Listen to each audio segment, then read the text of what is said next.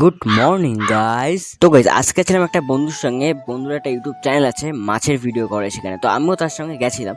তো সেখানে গিয়ে দেখো আমার মাছ ব্যাপারে তেমন কোনো নলেজ নেই, বাট আমি তারপরে যাওয়ার পরে দেখো কত রং বেরঙের মাছ, বাট আমি কিন্তু এই মাছের একটা নাম জানি না।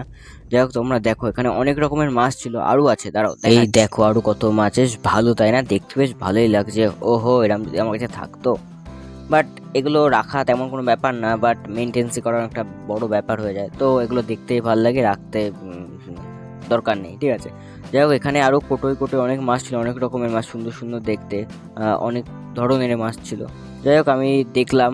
আরও এখানকার যেই দাদারা ছিল, দাদাটার ব্যবহারটা অনেকটা ভালো ছিল, আমাদের ভিডিও করতে দিয়েছিল। লিটারালি আমি মাছের ভিডিও করি না, তো আমি গেছিলাম যেহেতু আমি ডেলি লাইফস্টাইল ব্লগার, তো ভাবলাম তোমাদেরকে দেখাই। তো দেখা যাক তোমাদের কার কার বাড়ি এরকম মাছ আছে, আর কারা এরকম মাছের ভিডিও ভাল লাগে তারা অবশ্যই কমেন্ট করে জানিয়ে দিও। দেখা হচ্ছে নেক্সট ভিডিওয়। জয় শ্রীরাম।